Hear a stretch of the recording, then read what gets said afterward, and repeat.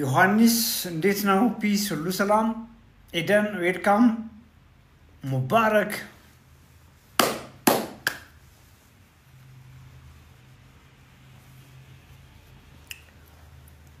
yes usual session ነው usual metabolic health session ነው የተለመደ session ነው ተላላፊ ያልሆኑ ግን እያሳሳቁ ስለሚገሉን በሽታዎች ላይ ነው የምናወራው የተለመደ ነው ሁሉ ጊዜም እንደምለው ይሄ ጀነራል ኢንፎርሜሽን ነው ይሄን እንደ ህክምና አድቫይስ ወስዳችሁ መድኃኒቶቻችሁን አትቀይሩ ከሐኪሞቻችሁ ጋር ተመካከሩ ያለችን ጊዜ አጭር እንደመሆኑ መጠን አጸረጠ ያያረግን አንዳንዶቻችሁ ጋር አወራለሁ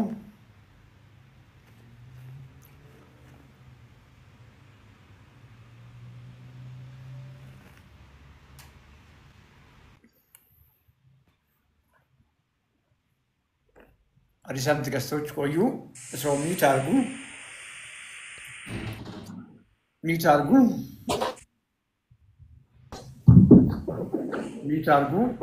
ኦኬ ሚውት አርጉ ሰብለ ሚውት አርጊ ሰብለ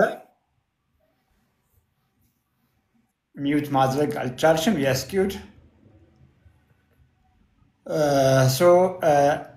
ዛሬ አፖይንትመንት የነበራችሁ በኦፊስ በሁለቱም ኦፊሶቻችን ላይ ቀጥሮ የነበራችሁ ሰዎች ትላንት ባሳወቅነው መሰረት ወደ ነገ ዞሯል ነገ 4 ሰዓት ጀምሮ ገርጂ ቶቶት ብራንች ላይ እንገኛለን ያላችሁም ሰዎች ወይንም ደግሞ ዳይሬክት ነገር እዛው መጣችሁ ሰርቪስ ማግኘት የምትፈልጉ ሰዎች መምጣት ትችላላችሁ ቦሌ ዲኤች ገዳ ኦፊሳችን ከ8 ሰዓት ጀምሮ ክፍት ነው እዛም ቀጥታ መጣችሁ መመዝገብም ወይም ደግሞ ቀጥሮ ያላችሁም ሰዎች እዛው መምጣት ትችላላችሁ ኤፍሬም እንግዲህ ትላንትናም ስናወራ ነበር የ28 ዓመት ወጣት ነው በዲያሊሲስ ላይ ያለ ነው ዲያሊሲስ ላይ ያለ ከኩላሊቱ ጋር በተያያዘ ልቡ ፌል አደረገ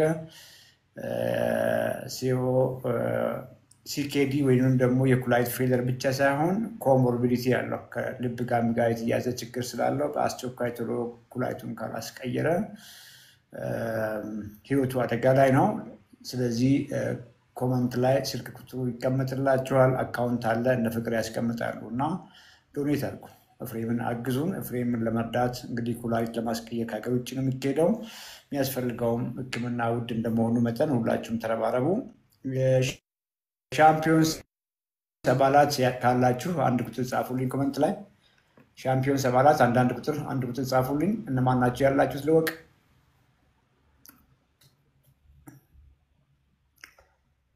ሻምፒዮንስ ሰባላት አንድ ቁጥር ጻፉልኝ ከበበ ያየው ነው ላፍኪዱ አመሰግናለሁ ዌልካም ዘውድነሽ አሮን ካሳይ ዋው አሮን ዌልካም ጎበዝ እንዴት ተገኘ ደስ ብሎኛል ስላየው ጎበዝ ልጅ አሮን ከኢትዮጵያ ውጪ የሚኖር ቅርብ ጊዜ ተከላከለን ጎበዝ ልጅ ነው በጣም ፋይተር ነው ስኳሩን እና ሌሎች ሜታቦሊክ ኢሹዎች ነበሩት አይ ቲንክ እየቀለበሰ ነው ብርሃኔ ዌልካም ኢኒነሽ ዌልካም ከበበ አይ ቲንክ ሪኩዌስት ላክና ግባና ኤክስፒሪየንስ ታካፍላለህ ፍቅር ዌልካም ስለመጣች ደስ ብሎኛል የኤፍሬምን አካውንት አስቀምጡ ከበበ ሪኩዌስት ላክ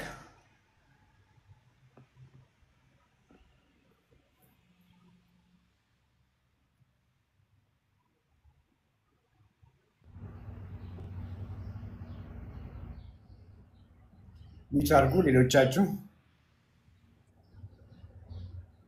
የኤፍሬም አካውንት ይጻፈላችሁ ነው ፍቅር እየጻፈች ነው እና ጋር ጆይን ማድረግ የምትፈልጉ ሰዎች የመቅደስ ስልክ ባውላ አለ የፍቅር ስልክ ኮሜንት ላይ ይቀመጥላችኋል የደብረ ወርቅና የግሌ ስልክ የግሌን እያየኋት አይደለም ደብረ ወርቅም እያየኋችሁ አይደለም ካላችሁ ያሳውቁኝ ሰብለ አንሚት አርጊ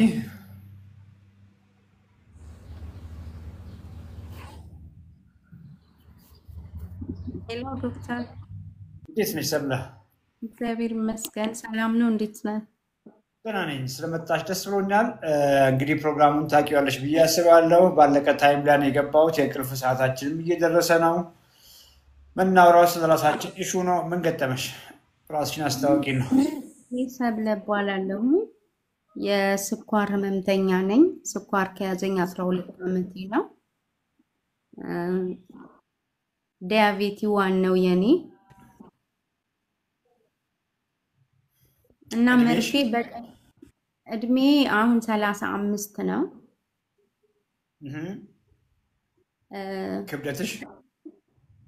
ክብደቴ በፊት 75 ነበር። አንተን መከታተል ከጀመርኩ ግን ወደ 8 ኪሎ ቀንሻለሁ።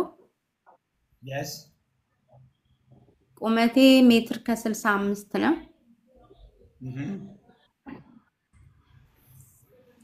እና የዲያቤቲ ዋን በሽታ ህመምተኛ ነኝ። በቀን 5 ጊዜ መርፌ ወስዳለሁ። ከምግብ በፊት የሚወሰድ ነበር። አሁን ግን አቁሜዋለሁ በራሴ። ዶክተሩ እንዳታቆሚ ብሎኝ ነበር፣ ግን ስኳሬን ራሴ እያየው አቁሜዋለሁ በራሴ። እና ኪኒንም ወስዳለሁ ነበር፣ እሱንም ትቼዋለሁ። አሁን በቀን 1 ጊዜ ብቻ 20 ወስዳለሁ፣ ማታ ማታ ማለት ነው። እና ግን ጠዋት ላይ ማታዊ ወስጄ ነው የምተኛው። ጠዋት ላይ ግን ከ8 በላይ እስከ 10 ባለው ውስጥ ነው የማገኘው። ጠዋት ስኳሬን ማለት ነው። አሁን እሱ ጋር ከመድረሳችን በፊት ስኳር መድኃኒቶችን ቀነስሽ። ስኳር መድኃኒቶችን የቀነስሽው ምግብሽን ስትቀንሺ ስኳር በመስተካከሉ ነው የቀነስሻቸው? ምን ቀየርሽ? በፊት እንዴት ነበረ አመጋገብሽ? እንግዲህ 8 ኪሎ ነው የቀነስሽው። እንግዲህ አንቺ አልታወቀሽም እንጂ ታይፕ 1 ነበርሽ። ምናልባትም ታይፕ 1 ነው ዲያግኖስ። ኪሎ እየጨመርሽ መጣሽ፣ ገባሽ? ኪሎ እየጨመርሽ ከመጣሽ ኦልሬዲ ኢንሱሊን ሬዚስታንስ ላይ ገብተሻል ማለት ነው። ታይፕ 1 ሆነሽ በአመጋገብሽ ታይፕ 2ንም እያመጣሽ ነበር እንደማለት። ገባሽ አይደለም? ሚክስድ ዲያቤተስ። አሁን እሱን አላውቅም፣ ግን ያው ዲያቤቲ ዋን እንደሆንኩ ነው የማውቀው። በደሜ ውስጥ ደግሞ ስኳር በጣም ብዙ ነገር የሚኖረው። ይሄ በ3 ወር ምርመራ 72 70 69 ገብቼ ነበረ። አይኔን ጥርሴን በጣም ጎድቶኛል። ጥርሴ ኦልሞስት አልቋል ማለት እችላለሁ። ጥርሴ እንዳለ እንትን ብሎኛል። አይኔ ግን ከጀርባው ከኋላ ስኳሩ እየጎዳሽ ነው ብለውኛል። መነጽር አደርጋለሁኝ። ሌላ ነገር ምንም አላደረጉልኝም እና የአይን ድርቀትም አለሽ አሉ። ግን የሁላ ነገር ስኳሩ ነው እንደዚህ ያደረገኝ። ያው ግልጽ ነው። ምን ማለት ነው እንግዲህ ሲጀምሪ ታይፕ 1 ነበርሽ፣ ቀጭን ነበርሽ፣ ትንሽ መርፌ ነበር የምትወስጂው። ከጊዜ በኋላ ምን እየሆንሽ መጣሽ? እየወፈርሽ መጣሽ። ብዙ መርፌ እያስፈልገሽ መጣ። ገባሽ አይደለም? መጀመሪያ ኪኒን ብቻ ነበር የምወስደው። መጀመሪያ እዛ አፍሪካ እያለው ኪኒን ነበር የምወስደው። ልክ ግሪክ ሀገር ስገባ የዛሬ 6 ዓመት ወደ መርፌ ተቀየረ። 6 ዓመት መርፌ ከተቀየረ ከዛ መርፌው ደግሞ የሰጡኝ መርፌ መጀመሪያ ከ15 ጀመሩ እያሉ 35 ደረስኩ። ማታ 35 ጠዋት 35። እንደገና ደግሞ ከምግብ በፊት ደግሞ 16 ወስዳለሁኝ። 3 ከበላ 3 ጊዜ 16 ወስዳለሁ። እንግዲህ ይሄንን ነው ያልኩሽ።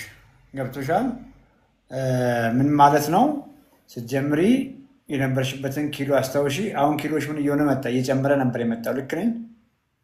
አዎ፣ በፊት 62 60 ነበርኩኝ።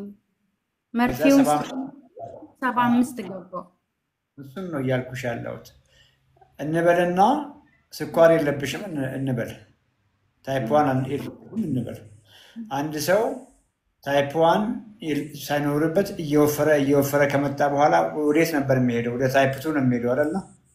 ያው ማለት እኮ ያ ሰው ከአመጋገቡ የተነሳ ሮንግ አመጋገብ ስለሚመገብ ከጊዜ በኋላ ሰውነቱ ለኢንሱሊን አይታዘዝም ይላል። በጣም በውጫም ይሆናል፣ ዲያቤቲክ ይሆናል ታይፕ 2።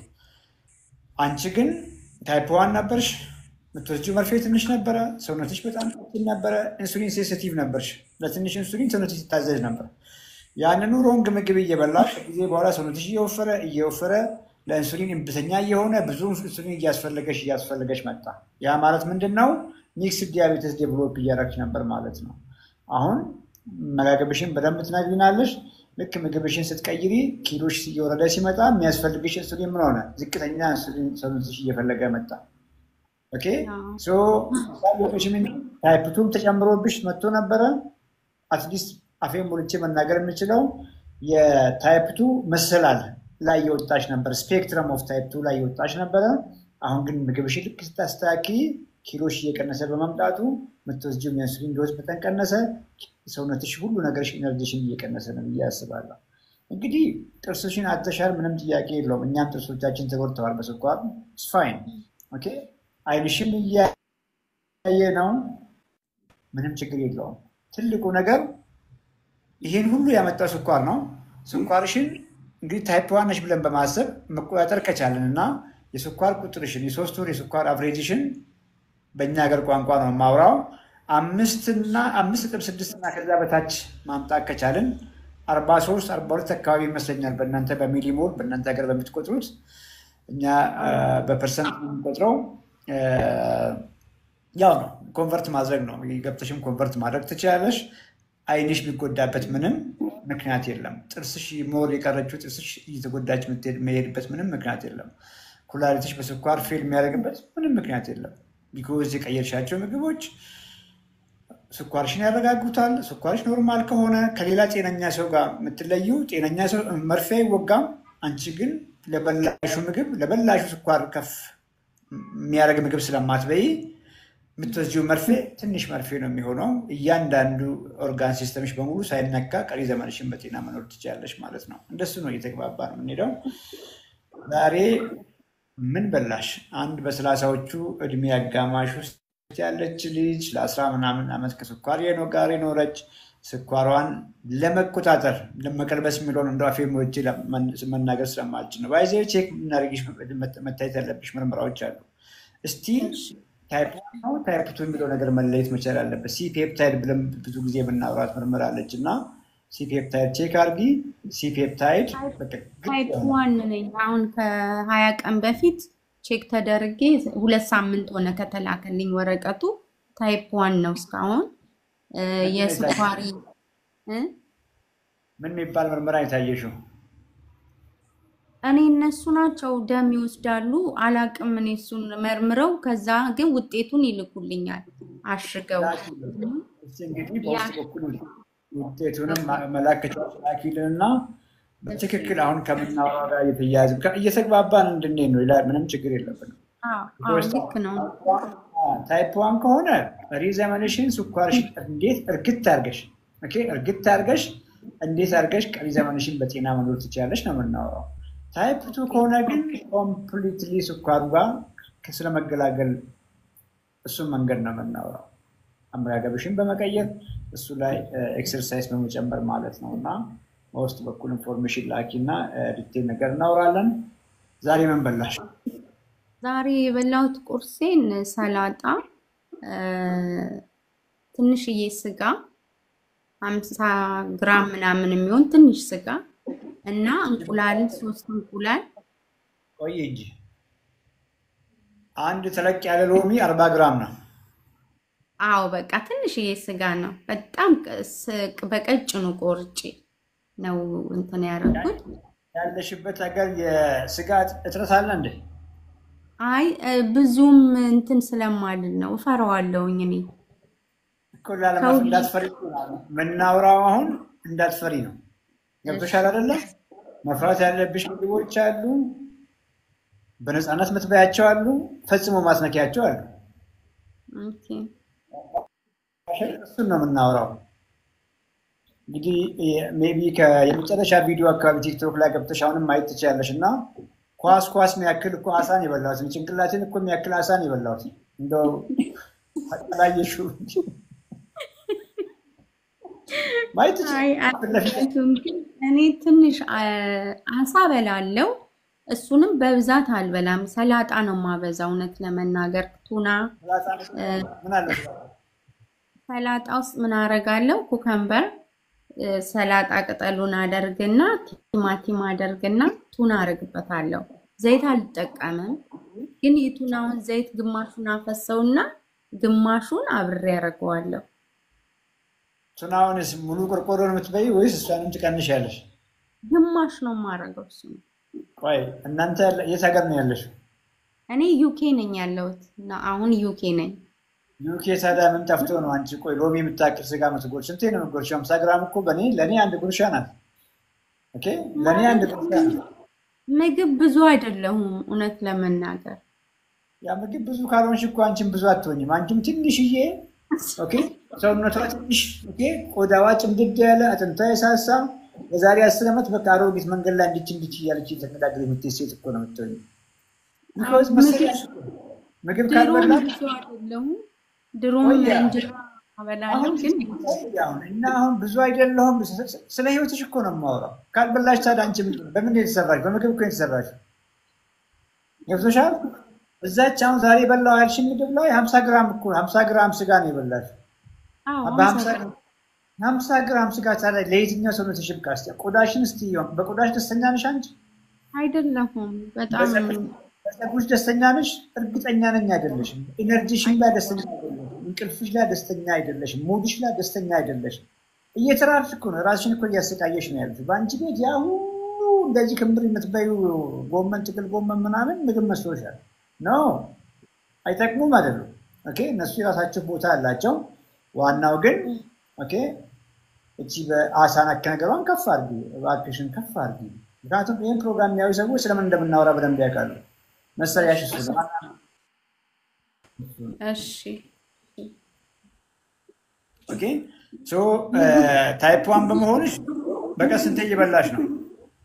2 ጊዜ ጠዋትና ማታ። አሁን 2 ነው የምበላው። 3 ብታደርጊ ቆንጆ ነው። ታይፕ 1 አሁን አንድ ይኸውልሽ ፕሮቲን ራሱ አሁን እሱን በደንብ በውስጥ መናገር ጠይቃለሁ እና ፕሮቲኑን እንኳን አብስተሽ ስትበይ ስኳርሽን ከፍ ያደርጋል። የሚገርም ነገር ፕሮቲን ታይፕ 1 ላይ እንግዲህ አንቺ የምታውቂ ስኳር ከፍ የሚያደርገው ዳቦ፣ እንጀራ ምናምኑን ነው። እሱን አቁመሻል። ስጋውን እንኳን አብስተሽ ስትበይ ከፍ ያደርጋል ስኳርሽም ታይፕ 1 ላይ ሜካኒዝም ውስጥ አንገባለም እንደዛ። ስለዚህ የተመተነ ለምሳሌ ጠዋት ላይ 170 180 ወይ እንደው 170 180 አካባቢ ቀይ ስጋ፣ ምሳ ላይ እንደዛው፣ እራትም ላይ እንደዛው። በሌላ ቀን ደግሞ አሳ ቁርስም ላይ ምሳም ላይ እራትም ላይ እንደዛው እኩል አድርጊ። ቁርስ ላይ የምትበዩ ከምሳ ጋር እኩል መሆን አለበት። የስጋውም ፓርት የአትክልቱን ፓርት እኩል መሆን መቻል አለበት። ጠዋት ለምሳሌ ከሆነ ምሳ ላይ የምትበዩ አሳ ከሆነ የጠዋት ላይ በላሽው የስጋ መጠንና የአሳው መጠን ተቀራራቢ፣ መለካት እንኳን ባይጠበቅብሽ ተቀራራቢ። እራትም እንደዛ 3 ቢ እኩል በሆነ ሰዓት ቁርስ የምትበዩ ከ2 ሰዓት እስከ 3 ሰዓት ከሆነ ሁልጊዜ በዛ አስለምጂ። ምሳ ከ7 ሰዓት እስከ 8 ሰዓት የምትበዩ ከሆነ እሱንም እንደዛ አስለምጂ። እራትም ፊክስድ በሆነ ሰዓት ቬሪ ሴንሲቲቭ። ታይፕ 1 እና ታይፕ 2 እዚች ጋር ነው የሚለ። ታይፕ 2 ምንም ችግር የለውም። ጠዋት ቀልቅለሽ ትበያለሽ፣ በራበሽ ጊዜ 2 ትበያለሽ። በቃ ኦፕቲማል ነው። የእናንተ ትንሽ ይለያል እና እሱ ላይ በግልጽ በውስጥ ማውራት ይጠበቅብናል። ፍቅርን እያየሻት ነው፣ ፎሎ አድርጊያት እና እሷ እንዴት ጆይን እዛው ባለሽበት ትንሽ ጆይን ልታደርጊና ልናግዝሽ እንችላለን። ኦኬ ስልክህን የሰጠኝ የእህቴ ባል ነው። አንተ ጋር በቅርብ ይከታተላል። አዲስ አበባ ነው ያለው። ታውቀዋለህ፣ ጌቱ ይባላል። እሱ ነው እንዳገኘህ እንትን ያለኝ። ግን ብዙ ጊዜ ገብቼ አዲስ አበባ ነው ያለው ጌቱ ከበደ የሚባል እንዳውም ኩላሊት መጥፎ ደረጃ ደርሷል ተብሎ አንተ ነው። ጌቱ የለም እንዲያው ላይቭ ላይ የሚገርም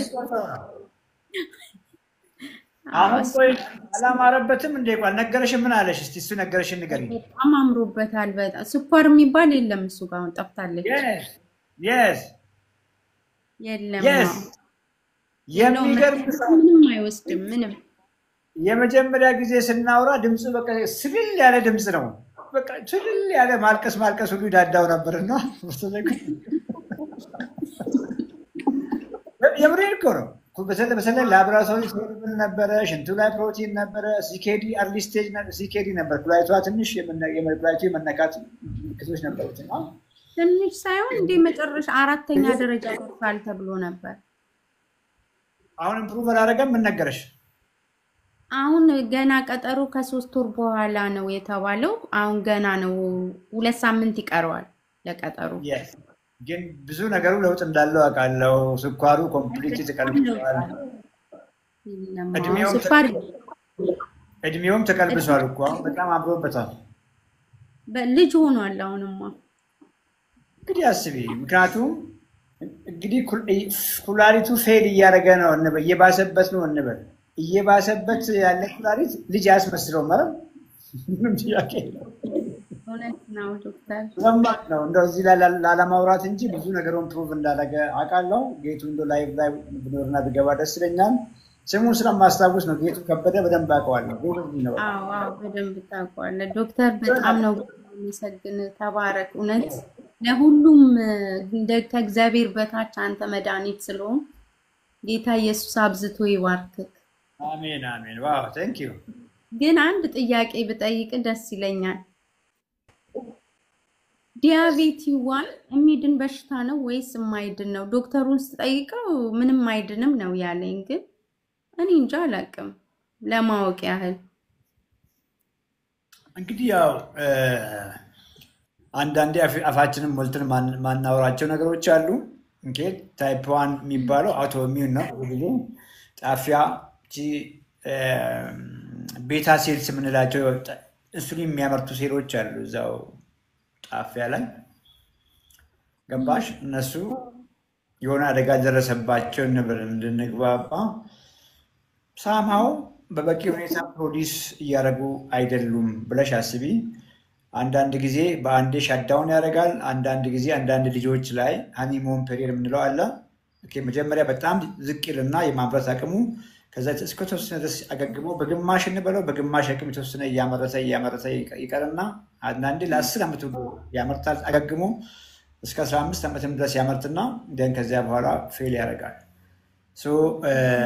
አይድንም ሳይሆን እኔ በጣም ትኩረት ማደርገው እሱ በእኛ እጅ አይደለም። እግዚአብሔር ሊያድን ይችላል። ለዛ ነው የማምነው። እኛ ግን ፎከስ አድርገን ማውራት ያለብን መቀየር የምንችለው ነገር ላይ ነው። መቀየር የምንችለው ምንድን ነው? አንድ ታይፕ 1 የሆነ ሰው በስኳር አይኑን እንዳጠፋ ማድረግ እንችላለን። ምግቡን ኮንትሮል ካረግሽ ገብቶሻል። በትንሽ ኢንሱሊን ዶዝ ቀሪ ዘመኑን በሙሉ ጤንነት መኖር ይችላል የሰው። ቢኮዝ ታይፕ 1 መሆኑ አይደለም ኩላሊቱ ፌል እንዲያደርግ የሚያደርገው አይኑ እንዲጎዳ የሚያደርገው። ታይፕ 1 ላይም ታይፕ 2 ላይም ምንድነው መጥፎ ነገር? የስኳር ቁጥጥር ነው። የስኳር ከሆነ ቅድም አንቺ እንዳልሽው ይሄ ብዙ ነገርሽን ጎዳሽ። ገና እኮ አንድ ፍሬ ልጅ ነሽ አንቺ በዚህ እድሜ እንኳን ማለት ነው። እኔ እያልኩሽ ያለሁት አሁን ያለፈው አልፏል። ትኩረታችንን ታይፕ 1 ይድናል አይድንም ወይ ሳይሆን ትኩረታችንን ማድረግ በምንችለው መቀየር በምንችለው ላይ ፎከስ እናድርግ። ያን ማለት ነው ስኳርሽን እንቆጣጠር። እንቆጣጠር ነው ማለት የዛሬ 20-30 ዓመትም ፐርፌክት እዚህ ላይ ነሽ አንቺ። አትጨነቂ። በጣም አመሰግናለሁ። እደውላለሁ። በውስጥ መስመር አወራሃለሁ። አመሰግናለሁ።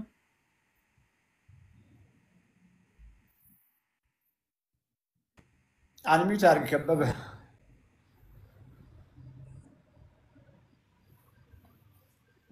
ሰላም ነው ዶክተር? እንዴት ነህ? በእግዚአብሔር ይመስገን ደህና ነኝ። እንዴት ነህ? ሁሉ ሰላም? ሁሉ ሰላም፣ ሁሉ ሰላም። አንተን ይዘን ምን ነው? ድምጻችን እኮ አሁን እየጠነከረ ነው፣ እየሰማን ነው አይደል? ብርትት ያለ ድምጽ ነው። አሁን በፊት በዛኔ ስናወራ እንደዚህ አልነበረም ድምጽህና። እውነት ነው፣ እውነት ነው። ትንሽ እስቲ እንደ አውራቸው ከታች 2 ልጆች ይታዩኛል። ትንሽ እስቲ ስለ ራስህ አጠር አድርገህ ንገራቸውና በዛም የኤፍሬምን ኬዝ ትንሽ እናወራለን። እሺ ዶክተር። እንግዲህ እኔ ኦኬ እኔ ከስኳር ጋር ከ10 ዓመት በላይ ነው ግብ ግብ ውስጥ የነበርኩት። ታይፕ 2 ዲያቤቲክ ነበርኩ።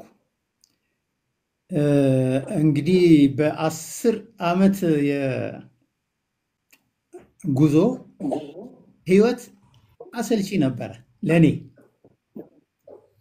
በየወሩ ወይም በየ2 ወሩ ሐኪሞቼ ጋር ሄዳለሁ። ምንድነው አትቆጣጠሩም ወይ ይሄ ነገር? እንቅስቃሴ አታረግም ወይ? ከዛ በኋላ ደግሞ የመድኃኒቱ ቁጥር እየተጨመረ ፌስታል የሞላው መኪናዬ ውስጥ ኪሴ በሙሉ ግራ ኪስ፣ ቀኝ ኪስ፣ አጋጣሚ ሆኖ ደግሞ የምሰራበት አካባቢ መግቢያው ላይ በኤክስሬ ነው የሚገባውና ስገባ ቀበቶ፣ ቁልፍ፣ መድኃኒቶች የሚወጣሉ አብረው እሳቀቃለሁ በቃ። እና በጣም ሚዝረብል የሆነ ላይፍ ነው እንግዲህ ያለፈው 10 ዓመት። አሁን እንግዲህ ከጃንዋሪ አካባቢ ጀምሮ ዶክተርን ካገኘሁበት ጊዜ ጀምሮ ስኳሬን በተወሰነ ደረጃ ለመቆጣጠር ሞከርኩ፣ የዶክተርን መመሪያዎች እየሰማሁ። ከዛ በኋላ የካቲት አካባቢ ዶክተር ጋር ደግሞ ተገናኘን። የእሱን ጋይዳንስ አገኘሁ። የምመገበውን ምግብ፣ ማረጋቸውን እንቅስቃሴዎች መመሪያ ወሰድኩ። እሱን ሳገኘው ኤዋንሲ 7 አካባቢ ነበር። እንግዲህ በግሌ ስታገል ቆይቼ ልክ እሱን እንዳገኘው 7 አካባቢ ነበር። አሁን ሰሞኑን ቼክ አድርጌ 5.9 አካባቢ ሆኗል። ምንድነው አሁን አንዳንድ ከዚህ ከሜታቦሊክ ሄልዝ ሻምፒዮንስ አባላት ጋር የምናረጋቸው ውይይቶች፣ የምናረጋቸው የልምድ ልውውጦች ብዙ ጠቅመውኛል። አሁን አንተነህ የሚባል ልጅ አለ ከቢሾፍቱ፣ ሌላም አንድ ልጅ አለ ከቢሾፍቱ። እንግዲህ ኤክሰርሳይዝ ማድረግ ላይ ትንሽ ይቀረኝ ነበር እና አሁን ሰሞኑን ከአንድ ወር ወዲህ በጣም ኤክሰርሳይዝ ማድረግ ጀመርኩ። ብዙ ጊዜ ልክ ቢሮ እንደገባው 3 ሰዓት አካባቢ ቡናዬን ጠጣለሁ። 2 ሊትር ውሃ አስቀምጣለሁ አጠገቤ፣ እጠጣለሁ። ወደ መጸዳጃ ገባለሁ። እዛው ሩሜ ውስጥ አለ መጸዳጃ። ዶክተር ሚላት አለች። ስኳት አንዴ ከገባው 50፣ ፑሽአፕ 10 አካባቢ ነበር የምሰራው። አሁን 25 ደርሻለሁ። 25 ፑሽአፕ፣ 50 ስኳት። አንድ ጊዜ ገብቼ ከወጣው እንደዛ ነው ማድረገው። በቀን ውስጥ ከፑሽአፕ እስከ 100 አረጋለሁ፣ ስኳትም እስከ 200 አረጋለሁ። ትንሽ ጡንቻ እየመጣ ነው። በጣም እርግጠኛ ነኝ ኤዋንሲ ከተወሰነ ጊዜ በኋላ ብለካ በጣም ዝቅ እንደሚል ነው። ከዛ ሁሉ በላይ በቃ ፊዚካሌ ጥሩ ነው፣ ቆዳዬ ጥሩ ነው። ከቤተሰብ ጋር ያለው ግንኙነት፣ ከሰዎች ጋር ያለው ግንኙነት በጣም ብሩህ የሆነ ፊውቸር ነው የሚታየኝ እና በዚህ ደረጃ ላይ ነው ያለሁት። ይሄ ሁሉ ዶክተር በጣም እንደው ምስጋና ቃላት ነው የሚያጥረኝ ለአንተ። ያው ብዙ ሰዎች ይላሉ፣ እኔም ያን ሼር አረጋለሁ። በዚህ ሁኔታ ላይ ነው ያለሁት። ሁለት ልጆች ታች ላይ ይታዩኛል። ከሁለታችሁ ከስኳር ጋር እየታገለ ያለ ሰው ከሆነ ብቻ አንሚዩት ያርግ። ኢሹአችሁ ከሁለታችሁ ስኳር ጋር የሚታገል ታይፕ 2 ከሆነ። ሰላም፣ እንዴት ናችሁ ዶክተር? እግዚአብሔር ይመስገን። እንዴት ነሽ? እግዚአብሔር ይመስገን ደህና ነኝ። ይሄ ስሙ ደስ የማይለው እንግዲህ ስኳር የሚለውን ስም አልወድም እኔ። እሱ ነው አንቺ ጋር ያለው ኬዝ? አዎ የቅርብ ጊዜ ቢሆንም እሱ ነው። ታይፕ 2 የሚሉት ነው። እሱን አላወኩም፣ ግን በእርግዝና ጊዜ ነው ያወቅኩት። አሁን ኦልሞስት 8 ወር 9 ወር እየሆነ ነው። እሱ ሬዚስታንስ ጋር ነው የሚያያዘው፣ እርግዝና ጋር የሚያያዘው ስኳር።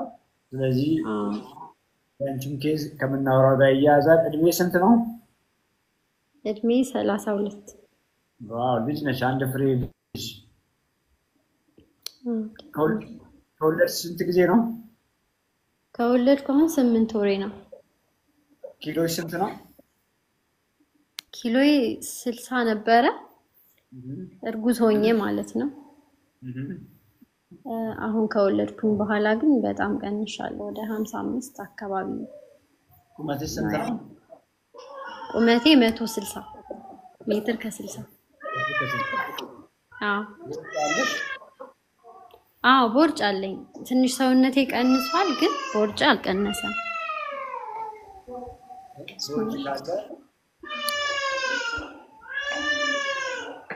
እሱ አልቀነሰም። ያው አንተን መከታተል ከጀመርኩ ትንሽ 1 ወር አካባቢ ነው። ጾሙ ላይ ነው የጀመርኩ መከታተልና ምግቤን ምናምን አስተካክያለሁ። ግን ኤዋንሲ ባለፈው ሄጄ ነበር። ምግብ ከማስተካከሌ በፊት ሄጄ ቼክ አድርጌ ነበር። 8.2 ነበር። ቆንጆ ነው? አይ ቆንጆ አይደለም። ደም ሰማሽ አይደል? ከአንቺ በፊት የገባችው ልጅ ከዩኬ? ያዳምጥ። ኦኬ እርሶቹ አልቋል። እንግዲህ በአንቺ እድሜ 30ዎቹ ውስጥ ናት። እንግዲህ እሷም በዚህ እድሜ ጥርስ ያለ 10 ዓመት ስለቆየ ነው ስኳር። አሁን ስኳሩ 10 ዓመት መቆየቱ ሳይሆን ቁጥጥሩ መጥፎ የሆነ ስኳር ስለነበራት ነው። ሄሞግሎቢን ኤዋንሲዋ ልክ እንዳንቺ ከፍ ያለ በመሆኑ ነው። እንደሱ ተረጂ የሷ ታይፕ 1 ነው። የታይፕ ሰውነት በምን ያውቃል? አያውቅም። ኦኬ ሰውነት ይህን የሚያደርገው እያንዳንዱ ኦርጋን ሲስተምሽን ዳሜጅ የሚያደርገው ከፍ ያለው ስኳር ነው። ያ ከፍ ያለ ስኳር አንቺ ታይፕ 1 ሁኚ ታይፕ 2 ምንም ዲፈረንስ የለውም። ኦኬ ታይፕ 1 ይሁን ለኛ ለመግባባት ነው እንግዲህ አንዱን ለአንዱ ከአንዱ ለመለየት ታይፕ 1 ታይፕ 2 አለን እንጂ ሁለቱም ላይ ኢምፖርታንቱ ነገር የስኳር ምንድነው መጠን ነው የሚጎዳው። እዚህ ነው ሲሪየስ መሆን ይየምልሽ። ዛሬ ቁርስ የበላሁት እንቁላል ተቀቅሎ ሳይሆን ትንሽ ተቀቅሎ በጣም ነበር የምበላው ሁሌና ትንሽ ሰለቸኝና በትንሽዬ ዘይት አድርጌ 3 እንቁላል ጠብሼ ከዛ በጎን አቮካዶ፣ 1 አቮካዶ እና ትንሽዬ ስጋ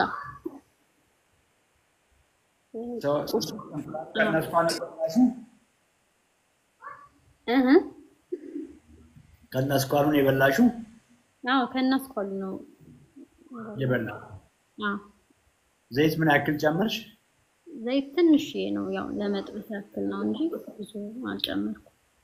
ጎበዝ። 1 ማንኪያ 1 ማንኪያ? አዎ 1 ማንኪያ እንደዛ ነገር ለመጥበስ ያክል ነው ያደረኩት። 1 ማንኪያ ነው?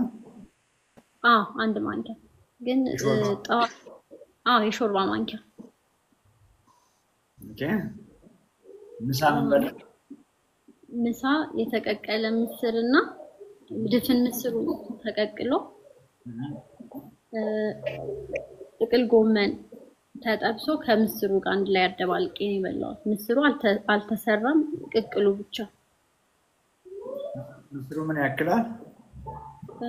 መጠኑን እንዴት እንደማስረዳ አላውቅም፣ ግን ብዙ አልበላም። ቦርጭም ስላስቸገረኝ ብዙ ምግብ አልበላም።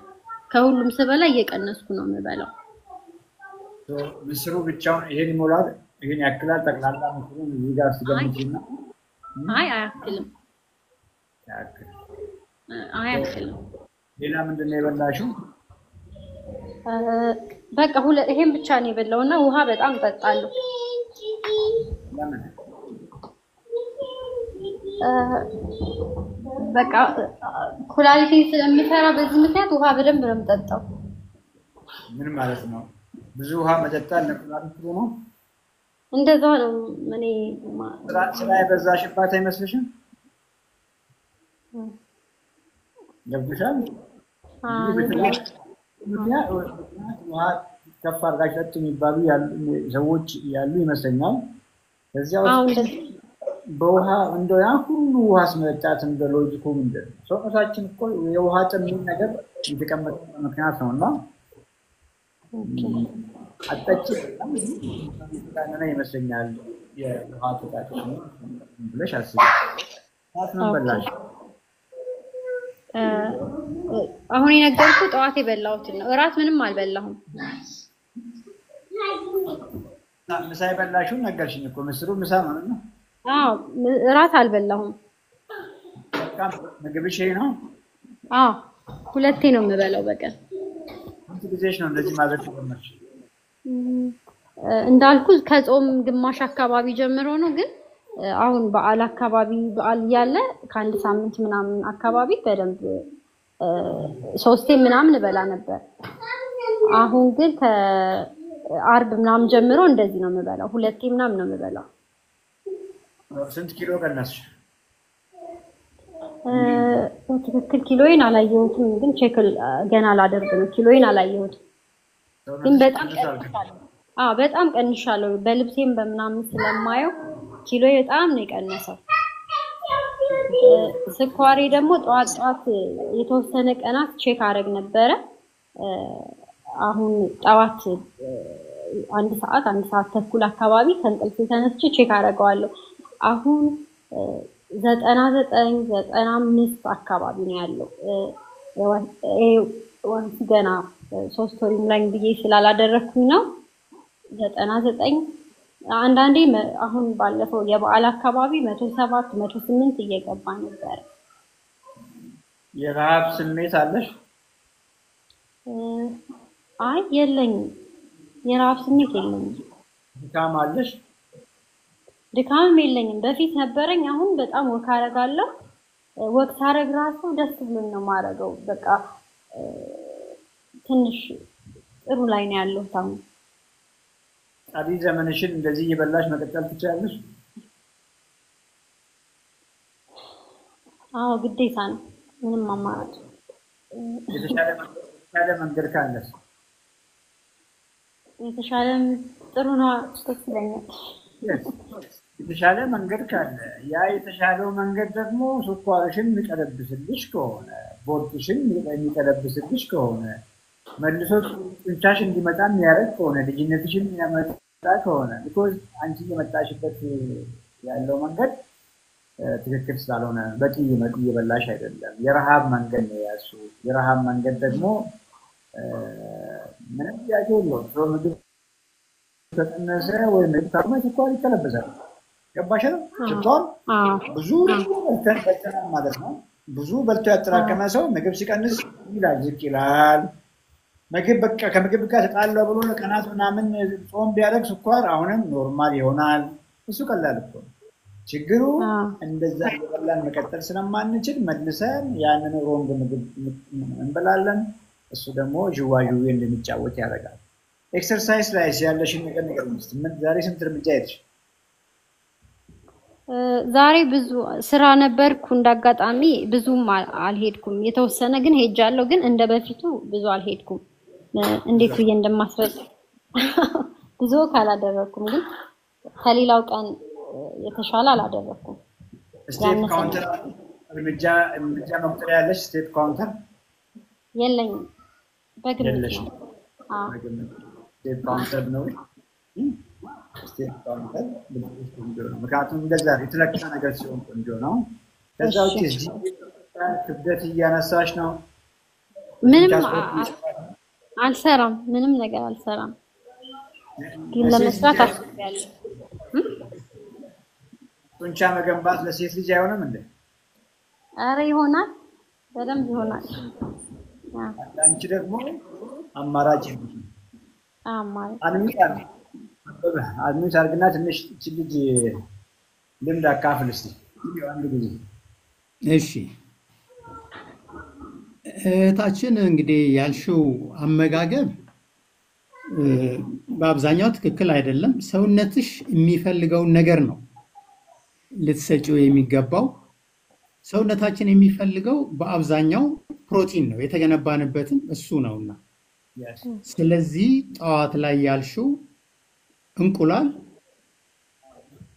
አብዛኛው እንግዲህ ዶክተር የሚላቸው አሉ እንደየሰው የሚለያይ ቢሆንም አንቺ አሁን የስኳርሽ መጠን ከፍ ያለ ስለሆነ አስኳሉ ማውጣት አለብሽ። ለምሳሌ 6 እንቁላል የምትበይ ከሆነ 4ቱ አስኳል ይወጣለት፣ 2ቱ ከአስኳል ጋር ሊሆን ይችላል። ኦኬ ሌሎች ደግሞ ከጎኑ የምትጨምሪያቸው አሁን ቬጂቴብልስ እነሱ አሁን ተከታይ ናቸው። ዋና ምግብሽ ግን ይሄ አይደለም። ፕሮቲኖቹ ናቸው ዋና ምግብሽ። ተከታይ የምታረጊያቸው ቬጂቴብል ሊሆን ይችላል። በአማራጭ ደግሞ ጠዋት ላይ ስጋ ነገሮች ሊሆኑ ይችላሉ። ግራሙ መጠኑ እንግዲህ ዶክተር ነው የሚወስነው ለእያንዳንዳችን እንደየራሳችን የጤናና የሰውነታችን የአቋም ሁኔታ የምግብ መጠኑ በዛው ይለያያል። ስጋ ሊሆን ይችላል፣ አሳ ሊሆን ይችላል፣ የዶሮ ስጋ ሊሆን ይችላል። ይሄ ነው ዋና ምግብሽ። ጠዋት ላይ አንድ ጊዜ ጥግብ ብለሽ ትበያለሽ። ከሰዓት ላይ ከ7 ሰዓት 8 ሰዓት እስከ 9 እስከ 10 ፀሐይ ሳይገባ ሳይመሽ ሁለተኛ ምግብሽን በተመሳሳይ ፕሮቲን ነክ ነገሮች የተመደበልሽን ፖርሽን ወይም መጠን አሁንም ከአረንጓዴ ነገሮች ጋር አይብ ልትጨምሪ ትችያለሽ፣ እርጎ ልትጨምሪ ትችያለሽ። ኳሊቲ ፕሮቲን ያላቸው እርጎዎች ተመርጠው ለምሳሌ እንደነ ግሪክ ዮገርት የተባሉት አይነት 2 ጊዜ በቀን በተገታታይ ጠግበሽ ከበላሽ ራሱ ሰውነትሽ ይነግርሻል፣ አይርብሽም።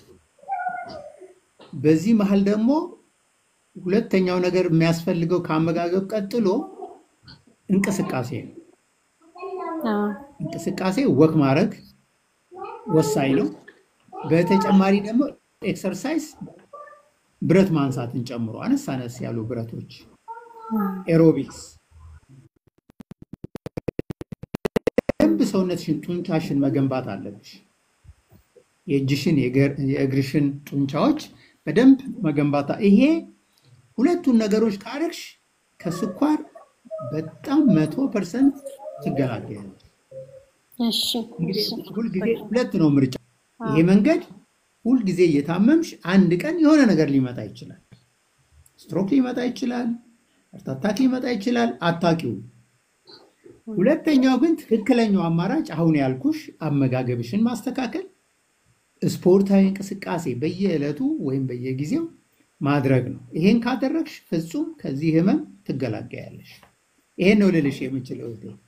እሺ አመሰግናለሁ በጣም yes እጅግ አመሰግናለሁ። እንግዲህ ቃላት የለኝም። 264 ሰዎችን እያየሁ ነውና እኔን አትስሙኝ። ኦኬ ፎሎ አድርጉት። እሺ ከበበ ስምህን ትክክል ነው? ፕሮናንስ ማድረግ ከበበ ነው? ከበበ ነው? ከበበ ነው። ትክክል ነው ዶክተር። yes እቺ ፍቅር ናት። ፍቅር ከበበ አይደለም ስሙ፣ ከበበ እያለችኝ ነገረችኝ ነበር ሰሞኑን። እኔ ትክክል ነኝ። yes ፍቅር አለሽ፣ ተሸነፍሽ።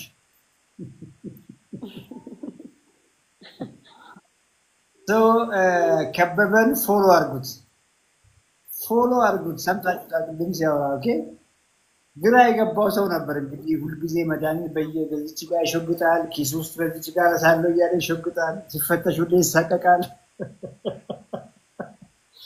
ከሱሪ ውስጥ ሲነክፍ አንዳንዴ ድንሳቀ ከመሬት ሁሉ ያነሳ ነበርና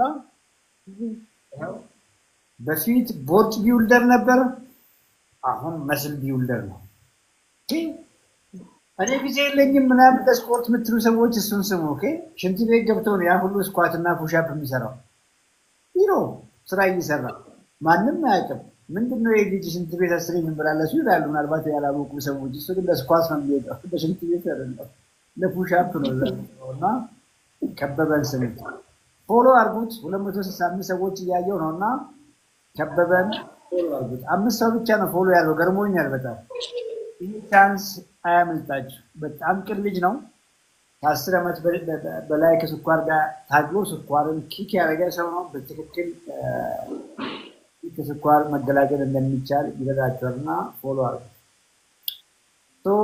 በደንብ አስተምሮሻል። እሺ አንቺ ልጅ ይኸውልሽ ምግብ 3 ብሎ እርሻው 2 አድርጊ። ምክንያቱም ፕሮቲን፣ ካርቦሃይድሬት፣ ፋት ብለን ለዚህ ጊዜ ግራ አጋባ ናቸው አይደል? አሁን 2 ያድርግልሽ።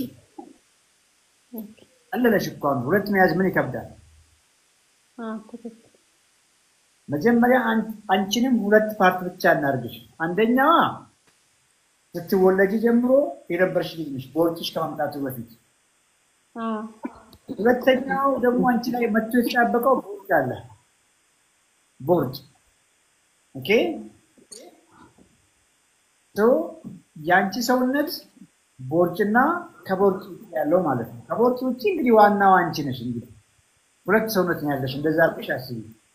እሺ እንቁላል 3 ነው የበላሽው።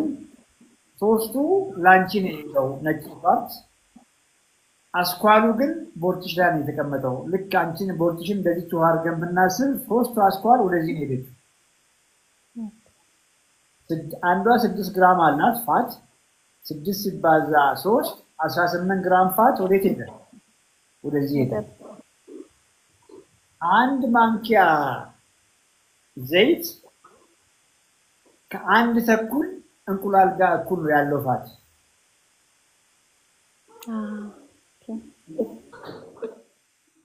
ድብስን አስኳል ነበር። አሁን 3 አስኳል ነበር። አሁን 4 ተኩል አስኳል። አንድ የበላሽው አቮካዶ 5 አስኳል ጋር እኩል ነው። ያስችልኝ 5 አስኳል ሲደመር የቅድሙ ስንት አስኳል አልኩሽ? 4 ተኩል 9 ተኩል ፋት 9 ተኩል የሚመዝ 9 ተኩል አስኳል የሚያክል ፋት እዚህ ጋር ተጨመረ። የትሽ ውስጥ እዚህ ቦርጭሽ ውስጥ ማንኛውም ቦርጭሽን የሚጨምር ነገር ስኳርሽንም ይጨምራል። የሚያሳዝነው ነገር ስኳርሽ ቶሎ እንዳይቀለበስ ያደርጋል። ቀን መተሽ ምን በላሽ? ምስር በላሽ። ምስሩ ውስጥ ከፍ ያለ ምን አለ? ካርቦሃይድሬት አለ። እሱም ካርበን ኢነርጂ ቦንድ ነው፣ ከፀሐይ ብርሃን የመጣ። ከአቮካዶም የመጣው ፋት ካርበን ኢነርጂ ቦንድ ነው፣ ከፀሐይ ብርሃን የመጣ ኢነርጂ ናቸው ሁሉ። ኢነርጂ ደግሞ መጀመሪያ ሰውነታችን ከመጠቀሙ በፊት ምን ያደርገዋል መሰለሽ? ስቶር ነው የሚያደርገው። አሁን ይሄ በደንብ ገብቶሻል። ስለዚህ ከዚህ በኋላ አቮካዶ አትበይም። ከበበ እንዳለሽ ስኳር የሚባል ነገር ታወጪያለሽ። ምግብሽን ስታበሲ በማንኪያ ሳይሆን በስፕሬ ነው የምታደርጊው። ስፕሬ የምትረጨው ማለት ነው። መጥበሻ ብቻ። አሁን ይሄ አንዱ ስህተትሽ አሁን የነገርንሽ ነው። ብዙ ኢነርጂ እየበላሽ ነው። አንቺ መጀመሪያውኑ ሞልቶ ነው የፈሰሰው። ገባሽ? ይሄ ብርጭቆ ቅድም ያልኩሽ ውሃ ያልኩሽ ቦርጭ ጮማ ነው በይና ሞልቶ ነበር መጀመሪያውኑ ሲፈስ የነበረው። አሁን እየተራብሽ እያጎደልሽው ነበር፣ ግን ዛሬ ሞላሽው መልሰሽ። ለዚህ ነው ቦርጭሽ ማይቀንሰው። ሌላው ሰውነትሽ መመገብ ያለበትን ምግብ በበቂ ሁኔታ ሰተሽዋል ወይ? እሱን እንመልስ። ዛሬ የበላሽው 3 እንቁላል ነው። 3 እንቁላል 3 ጊዜ 6 18 ግራም ፕሮቲን። ስጋ ምን ያክል በላሽ ብዬ ስልሽ ትንሽ አልሽኝ። ትንሽ ስጋ ከሆነ እንግዲህ 50 ግራም አድርጌ ያዝልሽ። 50 ግራም ስጋ 12 ግራም ፕሮቲን አካባቢ ነው። 10 ላይ አድርግልሽና ቅድም ያልኩሽ 18 ግራም ነው። ከ3 እንቁላል ሲደመር 10 28 30 እንበለው። 30 ግራም በላሽ። ድፍን ምስርም ትንሽ ነው የበላሽው። 10 ላይ ያዝልሽ። 100 ግራም የበዛሽው የበላሽው ብዬ ከፍል አድርግና ከዛ ውስጥ የምታገኘው 10 ግራም ነው። 10 ሲደመር 30 ስንት ነው? 40። አንቺ አሁን በዚህ ዕድሜ መብላት ያለብሽ ቢያንስ 125 አካባቢ ነው።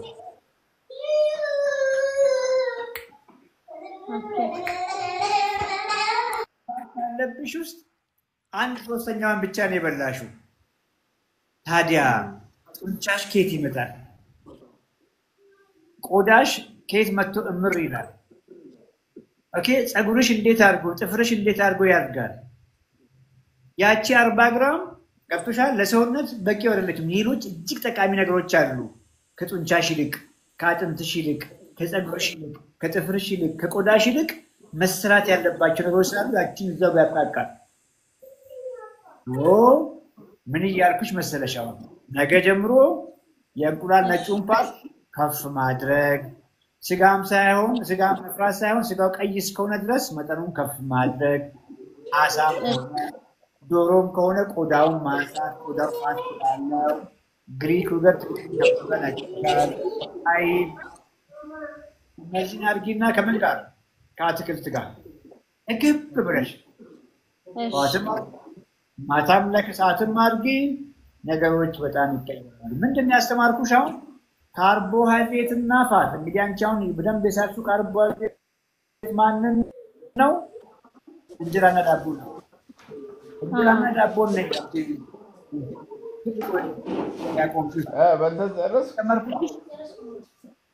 ጨመርኩልሽ። ፋትን ማን የገባው ሰው አሁን ሚውት አድርግ። ጥሩ ነው የሚለው ሚውት አድርግ። አስገብተኝ ነበር አልቆ ሚውት ማድረግ ካልቻለ በደንብ እንድትጨብጪ ፈልጌ ነው። ከዚህ በኋላ ስኳርሽን ለመቀላቀል ምንድን ነው የምትጠነቀቂው? ፋት የሚባል ነገር ትጠነቀቂያለሽ። አስኳል የሚባል ነገር ትጠነቀቂያለሽ። ኢቭን አቮካዶ ጤናማ ፋት የስ ጤናማ ፋት ነው። አንቺ ኦልሬዲ ግን የፋት ዲፖሽ ሙሉ ነው። አቮካዶ ትጠነቀቂያለሽ። ምግብ ስታበሲ ፋት አትጨምሪ። ከዛ ውጪ እነ ድፍን ምስር፣ ባቄላ፣ አተር ገና እዛ አልደረስሽም አንቺ። ኦኬ ገና አልደረስሽም። ወደፊት ግን ይሄ አሁን ያልኩሽ ማሳ ነክ ከአትክልት ጋር ስጋ ነክ ከአትክልት ጋር ያልኩሽ ለተወሰነ ጊዜ ይቀጥላል። በዚሁ እየቀጠልሽ ትሄጃለሽ። ስኳርሽ እርግት ያለ ይሆናል። ከጊዜ በኋላ ቦርጭሽ ይጠፋል። ገባሽ አይደለ? ጡንቻሽ ይመጣል። ከጊዜ በኋላ ፍራፍሬ ብትበይ ምን ያደርግሻል? ምንም። ምክንያቱም ይሄ ጎሎ አለ። አሁን እኮ ይሄም ኦልሞስት ጋሪሽን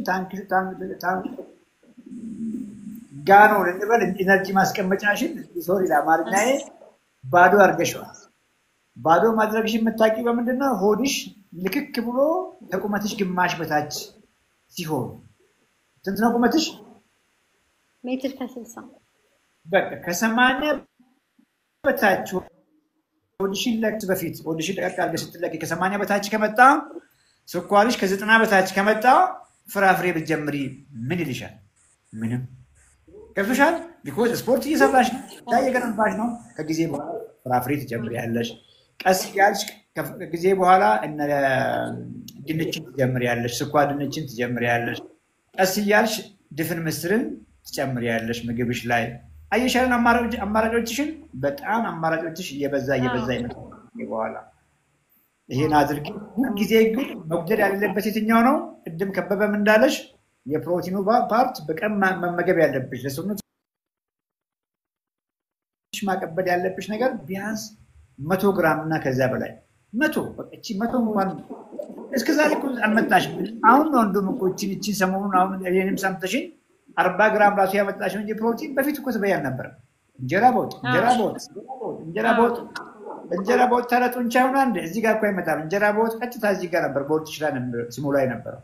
ለዚህ ነው መጨረሻ ላይ በ30ዎቹ ዕድሜሽ ውስጥ ስኳርሽ ከፍ ያለው። ታምር የለውም ስኳር ሁሉ ነው። እሺ አመሰግናለሁ ዶክተር። አመሰግናለሁ ዶክተር። እሺ ፌል ስጥልኝ። ያስ ከበበ አንሚዩት አድርግ። እሺ ትንሽ ስለ ኤፍሬም ኢሹ አንዳንድ ነገር በለም ከበበ ያለንበትን የኤፍሬም ኢሹ መረጃው ካለ ይኖራል ብዬ አስባለሁ። ስለ ኤፍሬም አንዳንድ ነገር መረጃ ስጣቸው። ስለ ኤፍሬም ማን ነው? ለምንድን ነው እንደዚህ ሰዎች ጎናችን እንዲቆሙ እያደረግን ያለ ነው? ትንሽ ብሪፍ አድርግላቸው። እሺ ኤፍሬም የ28 ዓመት ወጣት ጎረምሳ ልጅ ነው። በስኳር ህመም ምክንያት 2 ኩላሊቶቹ ፌል አድርገዋል። ኤፍሬም በጣም ትሁት የሆነ ልጅ እንደው በአካል አንድ ቀን አግኝቼዋለሁ።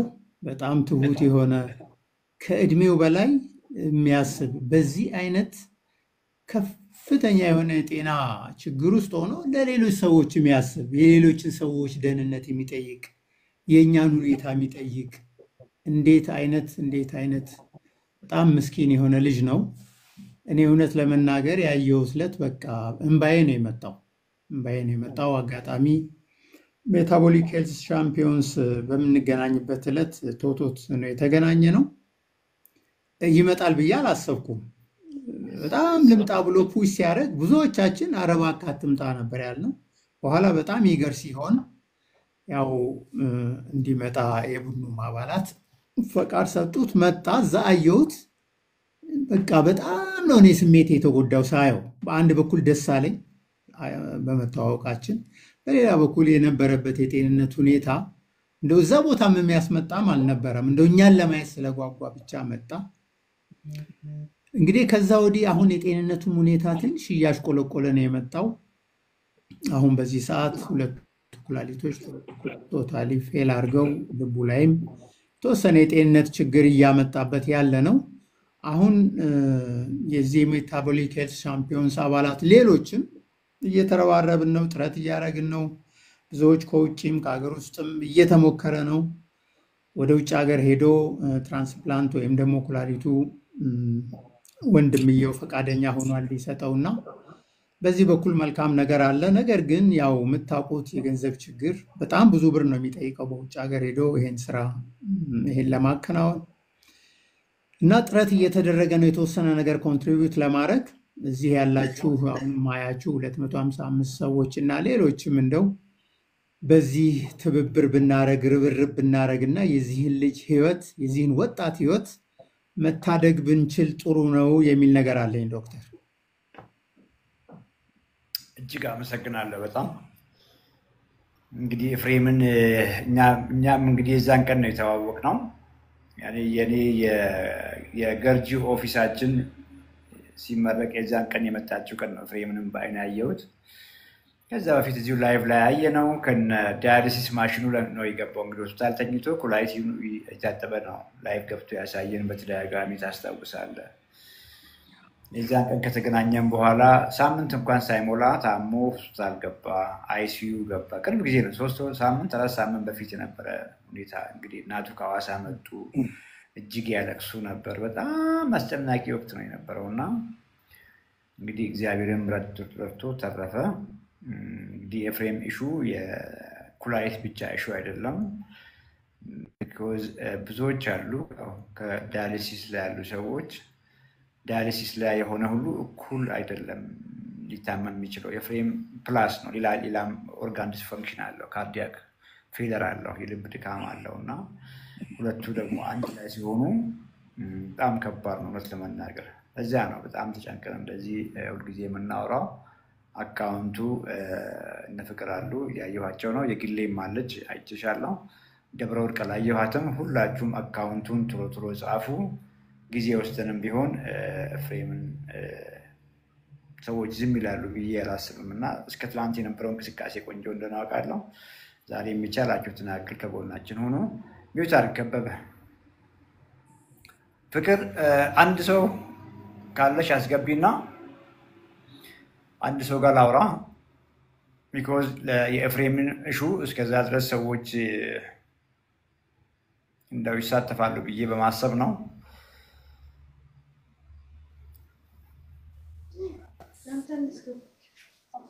ጥሩ። ሄሎ ዶክተር፣ እንዴት ነህ? ሰላም ነው? እግዚአብሔር ይመስገን፣ ሁሉ ሰላም አለን።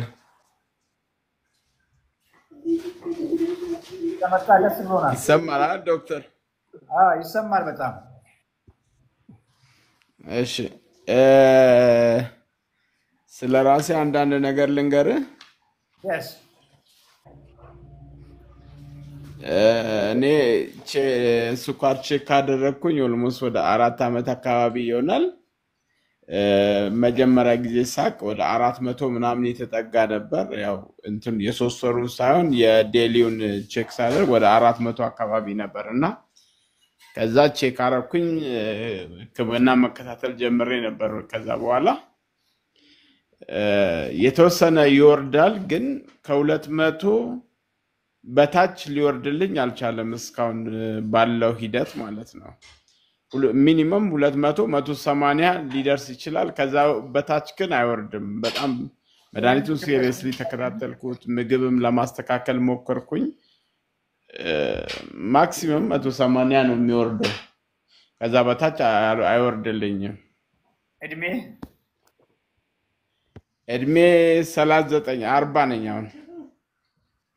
ክብደት ስንት ነበር? 74 75። ቁመትህ? ሜትር ከ73 ከ72። ስንት ኪሎ መሆን ነበረብህ? 72 73 አካባቢ። ስንት ነው ቁመትህ? ሻርፕ ቁጥሩን ንገረን። ሜትር ከ73 ሜትር ከ73 65 ነው ኪሎ ኖርማል ኪሎ የሚሆነው። አሁን ስንት ኪሎ ነህ? 73 74። ስለዚህ ወደ 8 ኪሎ ፋት አለ፣ ቦርጭ አለ ወደ አካባቢ ትንሽ አይደል? መጠነኛ የሆነ እንትን አለ፣ ቦርጭ አለ። የቦርጭ መጠነኛ የለውም። በፊት እኮ አልነበረህም። በ25 ዓመት እኮ አልነበረህም። አልነበረም። በደንብ ስትረዳ ነው። አሁን ገብተዋል። ችግሩ ምኑ ጋር እንደሆነ ካወክ ነው ወደ መፍትሄ የምንሄደው። እና አሁን ታይፕ 2 የሚለውን ቋንቋን ቀይርና ታይፕ 2 ነው እንግዲህ አንተም እያመንክ ያለው እንደዛ ነው ብዬ ነው የማስበው። እኔም እንደዛ ነው የማምነው። ታይፕ 2 ከምንለው ራስህ ያመጣኸው በሽታ የስ እንዴት አመጣኸው? እንዴት አመጣኸው? አሁን ላይፍ ስታይልን ንገረን። እሱም በትክክል ስትነግረን ነው አሁን ምን ማድረግ አለብን የሚለውን ነገር የምናወራው። እና ይሄ አንተ ራስህ ያመጣኸው በሽታ ነው። ምን ያረክ አስተዋጽኦህን ንገረን። ለዛም ያንግ እኮ እድሜ ላይ የመጣብህ ብዙ ጊዜ ከ40 በኋላ ምናምን የመጣ ሆኖ ሳለ አፈጠንከው አንተ በአኗኗርህ፣ በአመጋገብህ፣ በላይፍ ኦፍ ኤክሰርሳይዝ በምናምን እና ህይወትን አሳይና እኔ ትንሽ እሺ በፊት ላይ ኦልሞስት በ30 መጀመሪያ 20 መጨረሻ አካባቢ ላይ የስጋ አፍቃሪ ነበርኩኝ። ያው ስጋ ይበላል፣ ከዛ ድራፍት ይወሰዳል። እነዚህ ነገሮች በጣም አዘወትር ነበር ለረጅም ጊዜያት ማለት ነው። ኦልሞስት ከ35 ዓመት ምናምን እስኪሞላኝ ድረስ እነዚህም ሲሪየስሊ ነበር እንደዛ የምጠቀም የነበረው።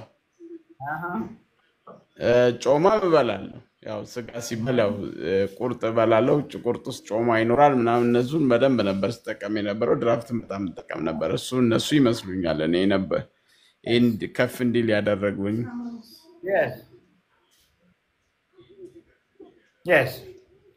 እንግዲህ ስጋው ጮማ ነው እንዳልከው። ስጋው ሲበላ መቼም በማንኪያ አልነበረ የምትበላው፣ እርግጠኛ ነኝ። ያፈረደበት ማጣበቂያችን አለ አይደለም?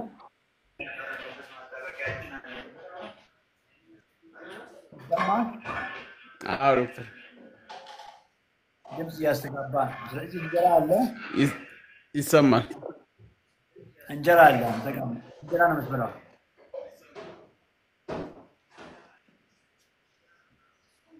በእንጀራ ነው የምትበላው።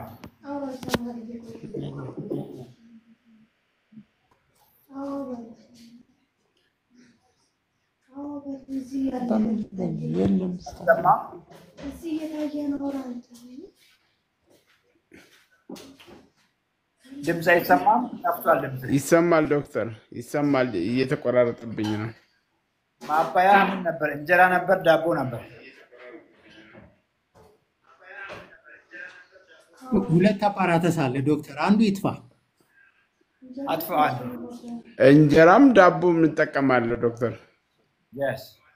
ለስላሳ ጁስ እነዚህ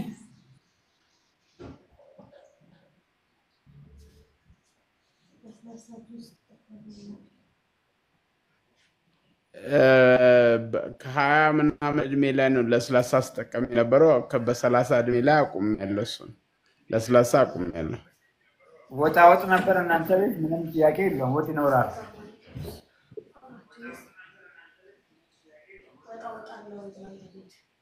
አዎ አለ።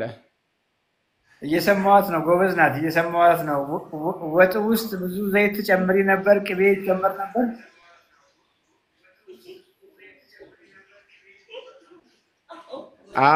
አዎ ዶክተር። ስለዚህ ተባብራችሁ እኮ ነው የሰራችሁት። የስኳሩን በሽታ ተባብራችሁ ነው የሰራችሁት ቤት ውስጥ። ኦኬ። አዎ በጋራ ነው yes በጋራ ሰራችሁ። እንግዲህ እኛ ወንዶች ያው ቀድመን ፌል እናደርጋለን። እሷ ሆርሞኖቹ ስላላት ወጣትነቱን ስላለ ትንሽ የወፍረት ብቻ እንጂ ስኳሯ ከፍ ነው።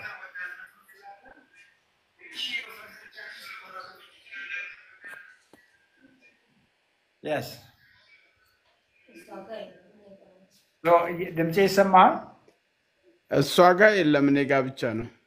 ነገርኩህ። እነሱ እኮ አንበሳ ናቸው። አሁን ይሰማል ዶክተር፣ ይሰማል። ሴቶቹ ያመጡታል። አሁን አንበሳ ናቸው። እስኪያርጡ ድረስ ብዙ ችግር አያመጣባቸውም። ይሄ ያበላል። ካረጡ በኋላ ነው ጣጣው።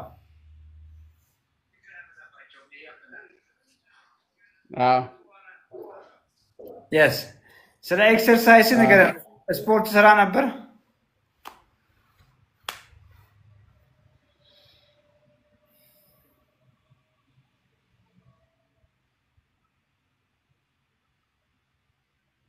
ይሰማል?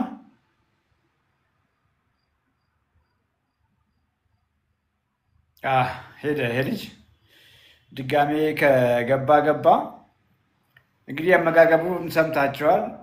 እንግዲህ የተለመደ አመጋገባችን እንጀራ አለ፣ ወጥ አለ፣ አልኮል አለ። ዙም እናርግና እንየው እዛ ምግብ ውስጥ ምን አለ።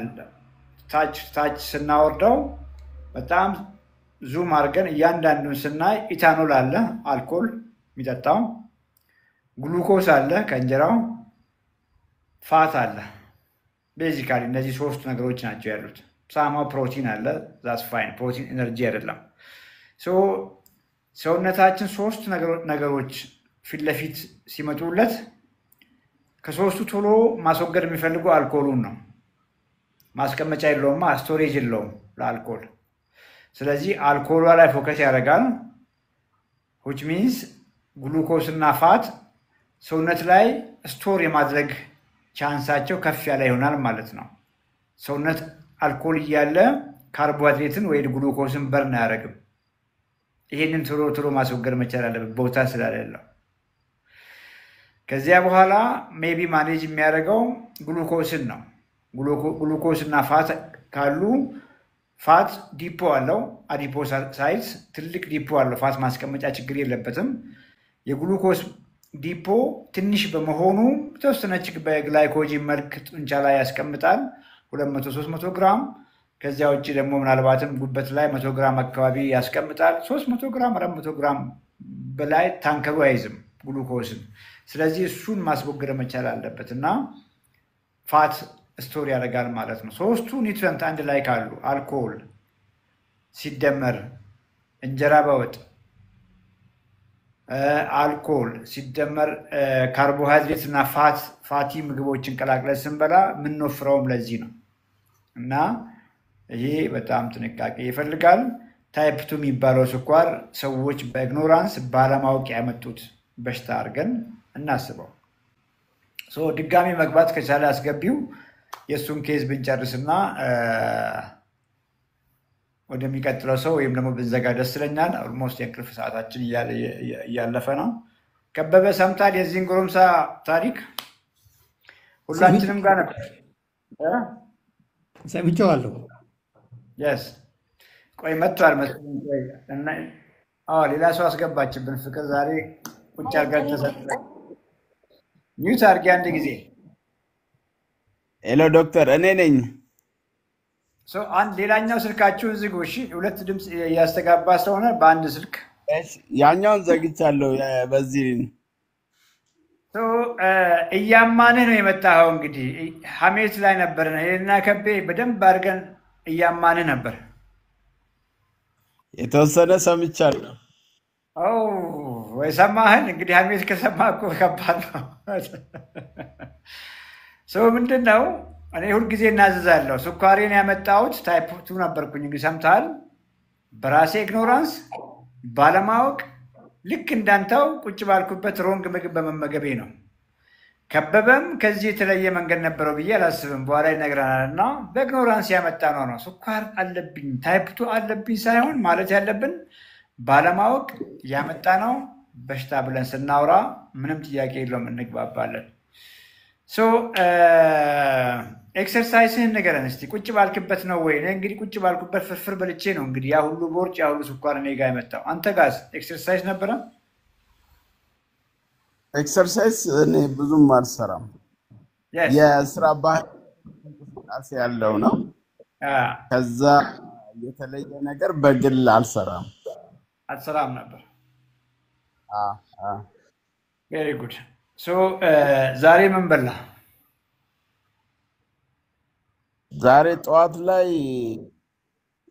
ለስራ ጉዳይ ወደ ክፍለ ሀገር ወጣ ብዬ ነበርና ሽሮ በእንጀራ ነው የበላሁኝ። ሽሮ በእንጀራ ተበጠብክ? ቅቤ ያላት? የለውም። በቂ ዘይት አለው፣ ችግር የለውም። ቅቤ ባይኖረውም በደንብ ዘይት ተደርጎበታል። ያላዛ አይጣፍጥማ፣ ምንም ጥያቄ የለውም። ወጣ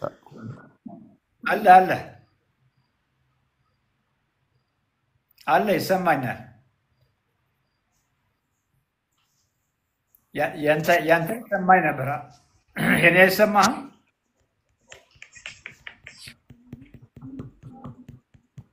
ወጣው አለ እኔ አለው።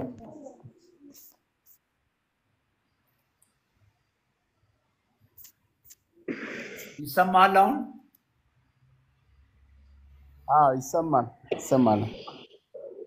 ይሰማል በደንብ። ስለዚህ ኔትወርክ ቆንጆ አይደለም። ሰው ሽሮ በላ። ምሳ ምን በላ? ምሳ ስጋ ጥብስ በእንጀራ። አሁን ስኳር መድኃኒት ላይ ነህ እንዴ? ምሳ ምን እየወሰድክ ነው? ሜትፎርሚን 500 በሁለት እንትን ሚክስ ዷን ማለት ነው። 500 በሁለት ሚክስ ዷን። ኦኬ። እራት ምን በላ? እራት ሽሮ፣ ምስር፣ ድፍን ምስርና ሰላጣ።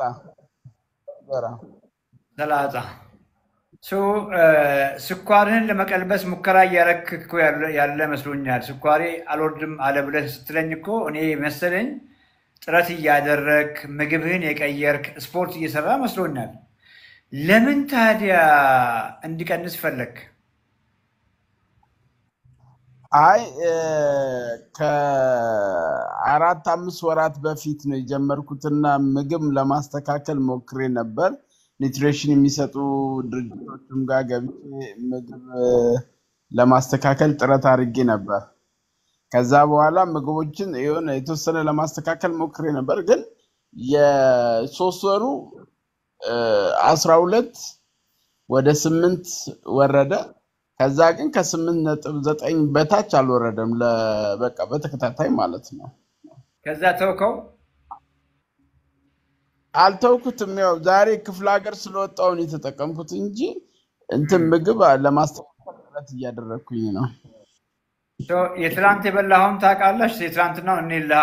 ምክንያቱም ለምን ይሄን ሁሉ ሙከራ እያረኩ ነው እያልከኝ ነው ያለኸው። ይሄን ሁሉ ሙከራ እያደረክ ለምንድን ነው ያልተስተካከለው? የትላንትናውን ታስታውሳለህ? እራት ላይ የበላኸውን ቁርስ፣ ምሳ ለማስታወስ ሞክር። ትላንትም ያው እንትን ነበርኩኝ፣ ክፍለ ሀገር ነበርኩኝ። ቀይ ወጥ ነው የበላሁት በእንጀራ።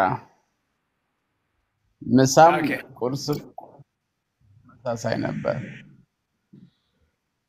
ኦኬ። ስለዚህ አሁን የትላንትናና የዛሬ ኤክሰፕሽናል ነው፣ ምክንያቱም በፊት በላው እንደዚህ አይደለም። እሺ፣ ከዚህ ወደኋላ ሄድና ምን ነበር አሁን በዚህ ሙከራ እያረክ ባለኸው በዚች በ4 ወር ጊዜ ውስጥ አመጋገብ ምን ይመስል ነበር? እናስተካክል። ባለቤት ያለችና እሷ በደንብ ትንገርስ። እስቲ ትንገረኝ አንቺን ገሪኝ እንጂ ጠቅማችኋል ሰላም ዶክተር እንዴት ነህ? ደህና ነኝ እግዚአብሔር ይመስገን እንዴት ነሽ?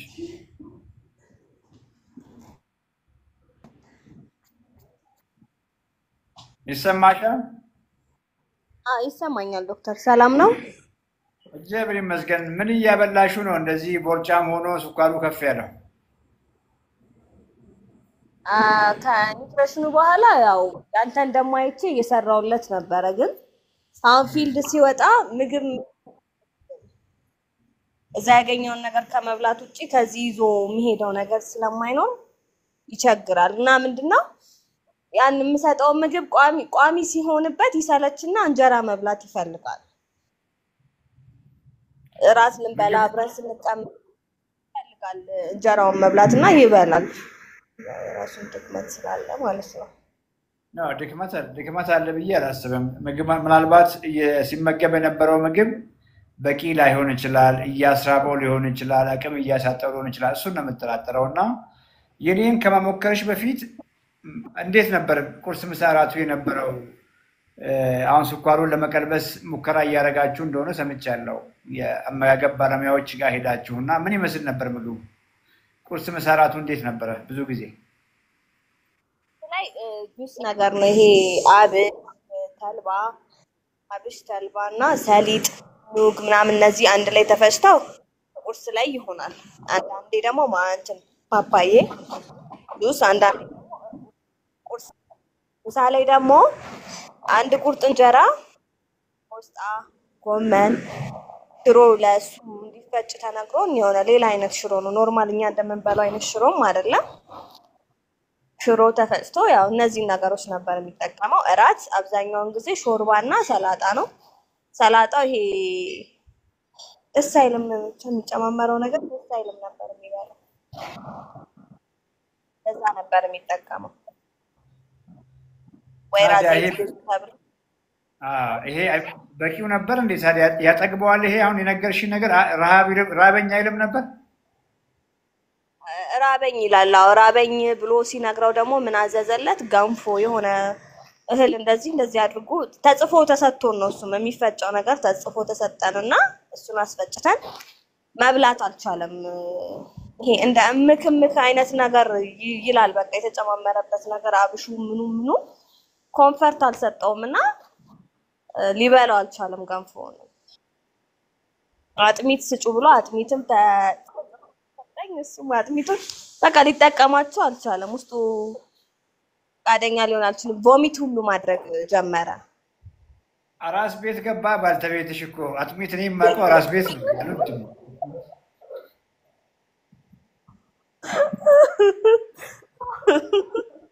ከዚያ እኮ የሚያሳዝነው ነገር እኮ እሱ ላይ ፈረዳችሁ እኮ በቃ ጀስ መቀጠል አልቻለም ምናምን በቃ ጀስ የእሱ ድክመት ነው አልሽ እኮ እንዴት የእሱ ድክመት የሚሆነው ዝም ብሎ ይሄ እንደ ሰው አሁን አንዳንዴ ያሳዝነኛል የሚበላውን ነገር ሳይ ከስራውም አንፃር ምናምን እሰጠዋለሁ ራሴም ግን ይሄ ቆርጦ ወስኖ እሱ ከኔ ይልቅ እሱ ነው የሚታመመው በሽታውንም ከኔ ይልቅ እሱ ውስጡ እንትን ይላልና ቆርጦ ወስኖ እንትን ማድረግ አለበት አሁን ስፖርት ስራ እንዲያድርግ ብዬ ጫና ነው የምፈጥርበት እኔ በሱ በፍላጎቱ የሆነ ነገር መቀጠል አይችልም አይደለማ ይኸውልሽ አሁን እኮ እየሰማን ነው እሱ ማለት ነው ያንን ቅድም የነገርሽን ምግብ የበላ ሰው እንዴት አድርጎ ነው ስፖርት የሚሰራው ከባድ ገባሽ እንደነገርኩሽ ያ ምግብ በልተሽ እንኳን ስፖርት ልትሰሪ ከቤትሽ ደጅ እንኳን መውጣት ከባድ ነው ገብቶሻል ምክንያቱም ሰውነታችን ምግብ ይፈልጋል እናንተ ግን ለውራቱ ምግብ የሚባል ነገር ነሳችሁት እና እንዴት አድርጎ ስፖርት ይሰራል አይሰራም ግን እንደው ወደ ሌላ ከመግባታችን በፊት ልዩ ሽሮ ያልሻትን ነገር ማወቅ ፈለግኩ ለሱ የተዘጋጀ ሽሮ ልዩ ናት አልሽና ምንድን ነው እሱ ምን አለው አሁን እኛ ነው ማታ አብሽ በብዛት አለው ሽሮ አንድ ሶስት አይነት ነገር ነው ማዘር ነበር ተሰጥቶ በብዛት እንዳሉት አተርና አብሹ እንዳለ አስታውሳለሁ። ያብሽሮ ምን ይላል? አይበላም። ወይኔ ወንድሜን አሰቃያችሁት። በላውራው ከሱ ጋር እንጂ ባይዘዌ አሁን ለሱ ማውራውን አመጋገብ አንቺም ተመገቢ እሺ። በአንቺ ቤት ለስኳር ምናምን ነው የሚመስልሽ አይደለም። ላውራው እሱ እሺ ወይ ዶክተር እንግዲህ በተፈጠረው ነገር እጅግ እናዝናለን። በጣም ተጎድተሃል። እንደተጎዳ እንግዲህ በአካል ባላይህም በደንብ አንተ መሳል አያቅተኝም። ያንተ ፎልት ግን አይደለም። ያንተ ስህተት ፈጽሞ አይደለም። ኦኬ ቢኮዝ የሰው ልጅ ካልበላ የተወሰነ ቀን የተወሰነ ሳምንት አንተ እኮ ወራት ተቋቁመዋል። እውነት ለመናገር ከሱ አመጋገብ ይልቅ እኔ ዲያቤቲክ ሆኜ 1000 ዘመን ብኖር ይሻለኛል ከስኳር ጋር። ቅድም አንተ ባለቤት ነገረችኝ አመጋገብ ከመመገብ የምሬን ነው የምነግርህ። እንደዛ እኔ ምግብ ወዳለሁ ምንም ጥያቄ የለውም እና ሆዳም ነኝ። አገር ሁሉ ያቀኛል በጣም ምግብ እና እኔ ምንም ጥያቄ የለውም። በጣም ነው የምበላው እና ያንን ምግብ ብላ ቅድም ባለቤት ነገረችኝ ምግብ ብላና ከስኳር ይገላግልሃል ብትለኝ ስኳሩን መርጣል። ከስኳር ጋር መኖር ነው የምመርጠው። በጣም ነው የሚመረው። ምሬቱ በጣም ከባድ ነው። ምሬቱ ብቻ አይደለም፣ ረሃቡስ፣ ድካሙስ፣ ንጭንጩስ እንቅልፍ እኮ ራሱ እኮ የለም። ፍጥጥ ብለህ እኮ አንተ ምግብ ስታስበው ብቻ ስለማውቀው ነው። የረሃብ መንገድ ነው የሄድከው መንገድ የረሃብ መንገድ በመሆኑ ለዚህ ነው because ልክ ስትገባ ለምን ስኳሬ እንዳልተስተካከለ የሚል ነገር ይዘን የመጣው because ስኳሬ ያልተስተካከለው አንተ አልገባህም እንጂ ስኳርን ከፍ የሚያደርግ ምግብ ነው ስትበላ ይኖርከው። ስኳርን ብቻ አይደለም ከፍ የሚያደርገው ገብቶሃል። ጡንቻህ እንዲሟሽሽ የሚያደርግ ምግብ ነው ስትበላ ይኖርከው። ቆዳህ እንዲሸበሸብ የሚያደርግ ያየ ሰው ሁሉ ምን ነካ ምን ሆንክ የሚያስብል መንገድ ነው የሄድከው። የረሃብ መንገድ ነው ስትሞክር የነበረው። ኦኬ that's why አንተ እያለክ መጣ ጡንቻ እየሟሸሸ መጣ፣ አጥንት እየሳሳ መጣ፣ ቦርጯና ስኳሯ ፍጥጥ ብሎ ዘበጫውቱባል። ኦኬ ስለዚህ ባለቤት በተደጋጋሚ ነገረችን ምግቦች አጥሚት ምናምን ብላ ያለችን ገንፎ ምናምን አለችን ሽሮች ሰራበት በሙሉ ያንን ስኳር ከፍ የሚያደርጉ ኢነርጂ ናቸው። ኢነርጂ ቤዝድ ናቸው። ምግብ ሁለት ፓርት ነው ያለው። ፕሮቲን ፓርት ኦኬ አንተ የምትሰራበት ማለት ነው ሁሉ ነገር የሚሰራ ከዛ ውጪ ሆድ ውስጥ ስቶር አድርጎ ብዙ ሲሆን በተደጋጋሚ ሲሆን ደግሞ ለስኳር በሽታ የሚዳርግ ኢነርጂ ፓርት አለው ካርቦን እና ፋት ማለት ነው። ይሄ ፕሪንሲፕል ከገባህና እንዴት አድርጌ የምግብ ውስጥ ያለውን ፋት ዝቅ ላድርግ ኦኬ እንዴት አድርጌ የምግቤን ካርቦሃይድሬት ዝቅ ላድርግ እንዴት የፕሮቲኑን ፐርሰንት ሻል ላድርግ የሚል ነገር በደንብ ከያዝክ ሌላ ነገር ቀላል። ስለዚህ ባልተቤትን አንተም ሚውት አድርጉና ስሙን ትንሽ ብቻ ልበልህና ቀለል ባለ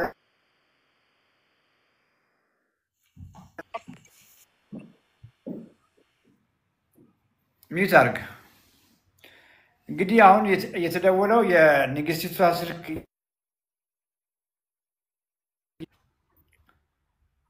ንግስቲቷ ዋርኒንግ ነው እየደወለችብኝ ነው። እንግዲህ አይታቸዋል። ሁለተኛ የደወለችው ሶስተኛ ከደወለች መሄዴ ነው። ሰው በደንብ ስሙኝ ባልና ሚስት ኦኬ። ቁርሳችሁ ላይ ፎከስ አድርጉ ኦኬ። ቤታችሁ ውስጥ አሳ ይጥፋ እንዳቅማችሁ አሳ ግቡ። በቃ ጀስት ግቡና ፍሪጅ ክፈቱ። ሱፐርማርኬት ግቡና ፍሪጅ ክፈቱ። እርግጠኛ ነኝ ሱፐርማርኬት ስገቡ ከዚህ በፊት ዝም ብሎ የማይሆን ነገር ነበር ዙሪያውን ስትሄዱ ነበረው። ብዙዎቻችሁ ፍሪጅ አትከፍቱም ስለማቅ ነው። የግድ ከሱፐርማርኬት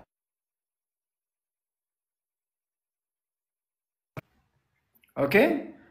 ስለዚህ ፊሽ ከቤት እንዳይጠፋ፣ ቺክን ከቤት እንዳይጠፋ፣ ዶሮ ማለት ነው ከላይ ቆዳውን አንሱ። ቀይ ስጋ እንዳይጠፋ፣ እንቁላል ነጩ ፓርት በተለይ አስኳሉ ይጠረት ነጩ ፓርት እንዳይጠፋ፣ አይብ እንዳይጠፋ፣ ግሪክ ዮገርት እርጎ እንዳይጠፋ። ይሄንን ጥግብ ብለህ ብላ። ከጎን አትክልት አድርግ። ቁርስ መሆኑ ነው ኦኬ። ሁለተኛ ምግብም በራበ ጊዜ ይሄንን አድርግ። ሁለቱም ብቻ ፊልድ የምትሄድበት ስጋ የለም እንዴ? ሶሪ እንግዲህ ከቤት እየረበሹ ነው፣ መዝጋቴ ነው። ፊልድ ያልከው ነገር ፊልድ በሄድክበት ጊዜም የምትበላውን ካወቅ ቀላል እኮ ነው። እንቁላል ስሩልኝ አስኳል አውጡ ከውስጡ ማለት ምን ይከብዳል? ምንም አይከብድም። ስጋ ጥበሱልኝ ጮማ እንዳኖረው ስጋው ዘይት እንዳታበዙ ማለት ምን ይከብዳል? ምንም።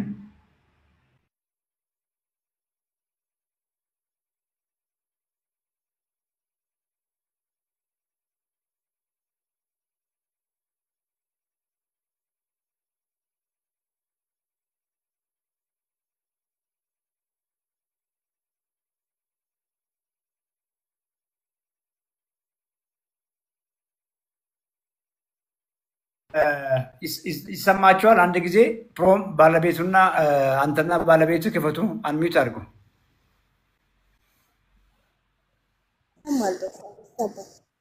ገባሽ ሀሳቡ አይደለ? ኦኬ። ስጋ፣ አሳ፣ ዶሮ ስጋ ቆዳ የተነሳለት እንቁላል፣ ነጩ ፓርት፣ አይብ፣ ግሪክ ዮገርት ያልኩሽ እርጎ ኳሊቲ ፕሮቲን ናቸው። አሁን ያልኩሽ ምግብ እነዚህ ምግቦች አንቺንም ባለቤትሽንም ኮምፕሊት ያድሷቸዋል። ማባያውን ግን እንጀራ አታርጉ።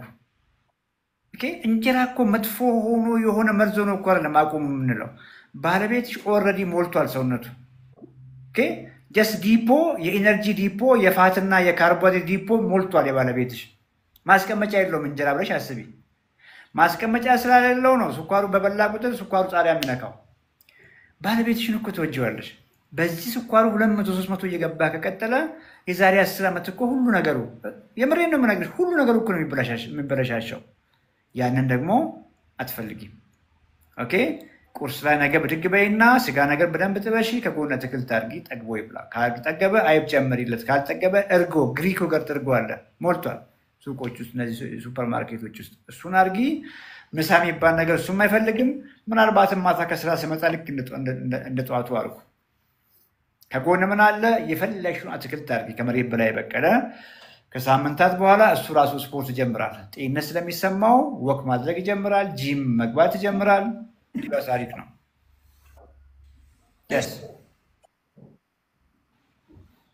ገብቶሻል?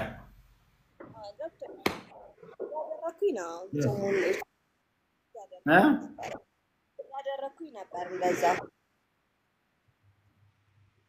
ጎበዝ። ቀጥይ። ምግብ ላይ ዘይት እንዳይበዛ ጥንቃቄ አድርጊ። ኦኬ። ስፕሬ ተጠቀሚ። ሌላውን ነገር ቀጥይ። ፐርሰናሊ ደግሞ ማገዝ ካለብን እኛም እናግዛቸዋለን። እንመጣለን ብለን እያሰብን ነበር። እንደውም ከረጦ ወዲያ ፊት ለፊት አለ ስልክ፣ የፍቅርም ስልክ አለ፣ የመቅደስም አልከ። ደውሉ፣ ሬጅስተር አድርጊ። ቀጥታ መታችሁም እዛ ሬጅስተር ማድረግም ትችላላችሁ። ኦፊስ ምንም ችግር የለውም። ገርጂ ጠዋት አለው። እንግዲህ የገርጂ ሰዓት ጠዋት 4 ሰዓት ገፋ አድርጉልኝ። እንግዲህ ማርፈዴ አይቀርም። ከ4 ሰዓት በኋላ ከ4 ሰዓት እስከ 8 ሰዓት ገርጂ። ከዛ በኋላ ደግሞ ቦሌ ዲኤች ገዳ ያለው ብራንች ላይ ይገኛለሁ። እጅግ አመሰግናለሁ። እሺ ዶክተር እናመሰግናለን።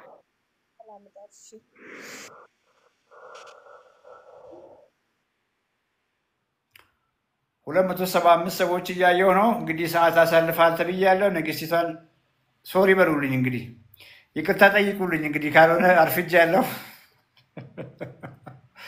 ሶሪ ካላላችሁልኝ እንግዲህ እሺ አትልም፣ አታስገባኝም ቤት።